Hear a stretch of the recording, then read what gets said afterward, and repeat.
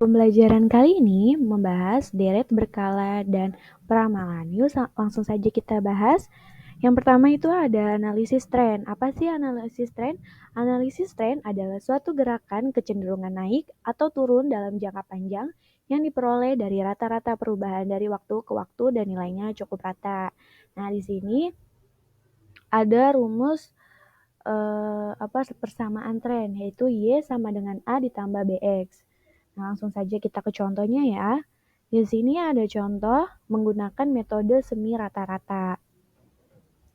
Contohnya itu, berikut adalah jumlah pelanggan PT Telkom. Buatlah persamaan pelanggan PT Telkom dan hitunglah perkiraan pada tahun 2007. Nah, di sini itu minta perkiraan pada tahun 2007 karena di tahun 2001 sampai 2006 itu pelanggannya udah tertera ya, udah tahu. Nah, langsung saja kita kerjakan. Nah, karena ini genap, jadi mudah buat kita bagi duanya. Jadi K1 itu ada tahun 2001 sampai 2003, K2-nya itu ada 2004 sampai 2006. Nah, di sini jutaan pelanggan. Nah, kita cari nih rata-ratanya. Rata-ratanya ini dari mana sih? Rata-ratanya itu dari 4,2 ditambah 5,0 ditambah 5,6 hasilnya 4,93. Nah, begitu juga yang bawah. Nah, di sini ada nilai X untuk tahun dasar 2000 untuk tahun dasar. Tahun dasar itu diambil dari yang tengah. Berarti 2002, kemudian yang K2 itu tahun dasarnya 2005. Karena 2005 ada di tengah ya. Nah, kita itu disuruh nilai X untuk tahun dasar 2002. Nah, tahun dasar itu kita mulai itu dari yang seperti yang kita tahu ya, dimulai dari angka 0. Kalau ke atas itu berurutan negatif, yaitu berarti 0, min 1. Sedangkan ke bawah 0, 1, 2, dan seterusnya. Begitu pula dengan nilai X untuk tahun dasar 2005. 2005 itu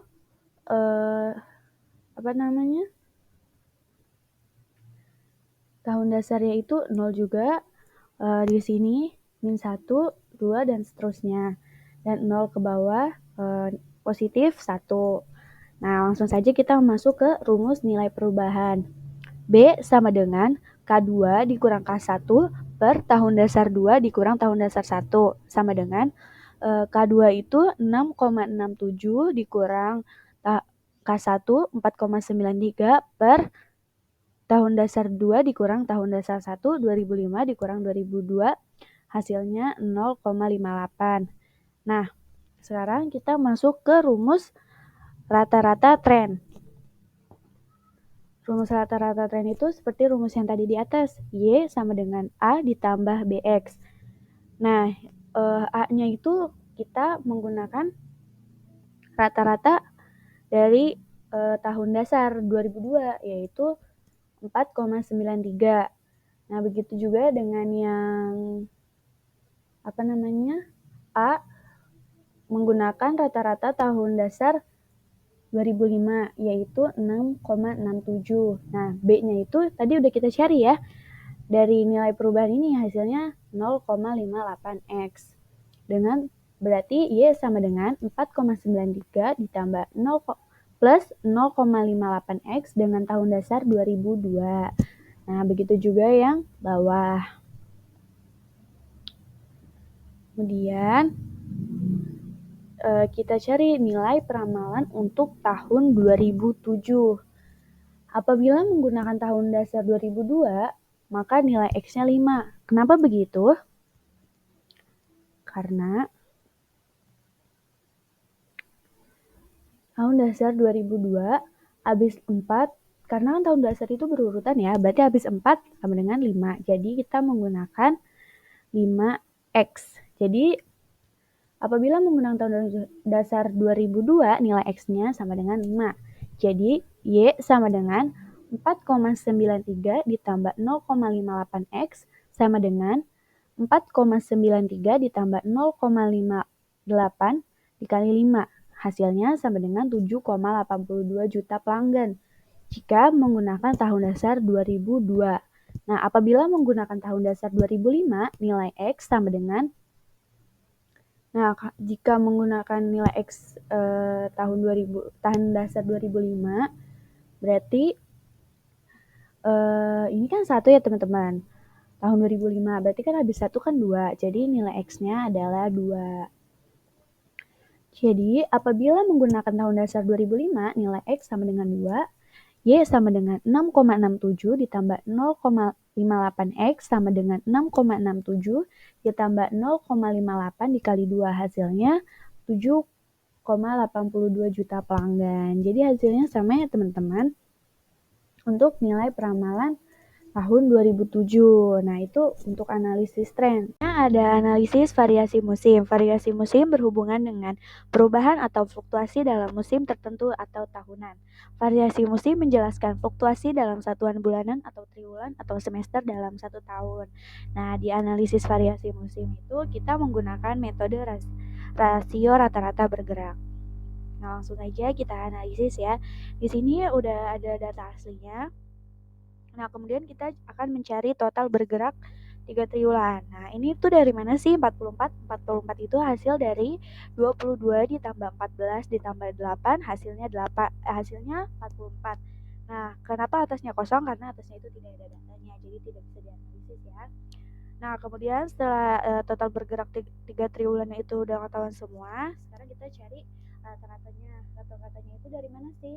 Dari 44 dibagi 3. Kenapa dibagi 3? Karena di sini 3 triwulan. Jadi 44 dibagi 3 hasilnya 14,67. Nah, rata-ratanya cari terus sampai ke bawah sampai selesai. Udah. Kemudian kita menghitung indeks musimnya. Nah, gimana sih cara menghitung indeks musimnya itu? Indeks musim sama dengan nilai data asli dibagi rata-rata dikali 100. Nah, nilai data asli ini 22 per 14,67 dikali 100 hasilnya 95,45. Nah, di indeks musim itu yang terendahnya itu ada 48,98 di triwulan ketiga pada tahun 2004. Nah, tertingginya itu ada di 156,2 di triwulan pertama tahun 2006. Itu ya teman-teman, itu adalah analisis variasi musim. Selanjutnya ada analisis variasi siklus. Nah, analisis variasi siklus itu yang tadi, yang indeks musimnya itu kan udah kita cari ya di sini ya teman-teman.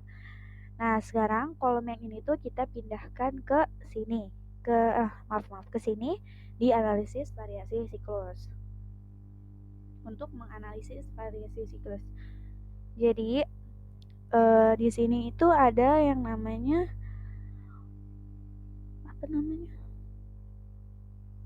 sebentar ya, ngeblur. Di sini tuh ada namanya faktor normal. Nah, gimana sih cara cari faktor normal itu? Yaitu Y dibagi S. Y itu data asli. Jadi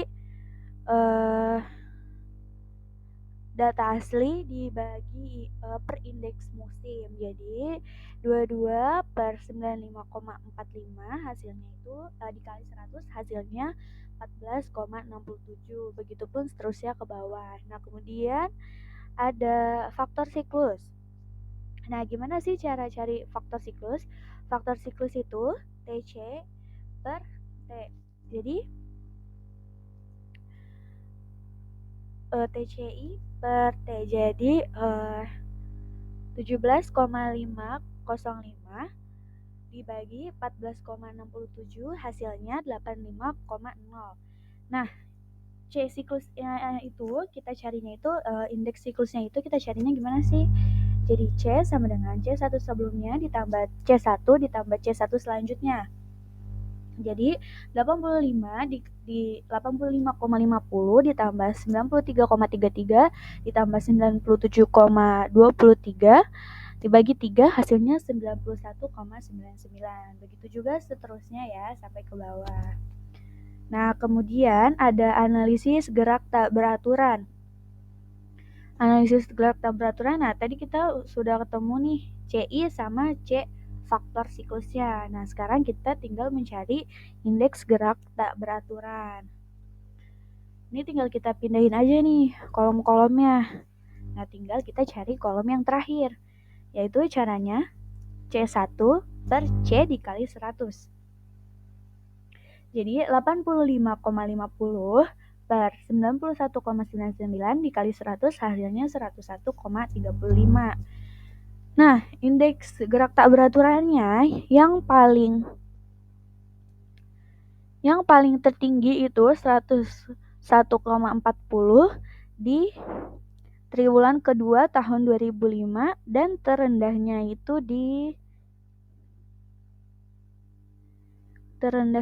ada di 98,57 di triwulan ketiga tahun 2005.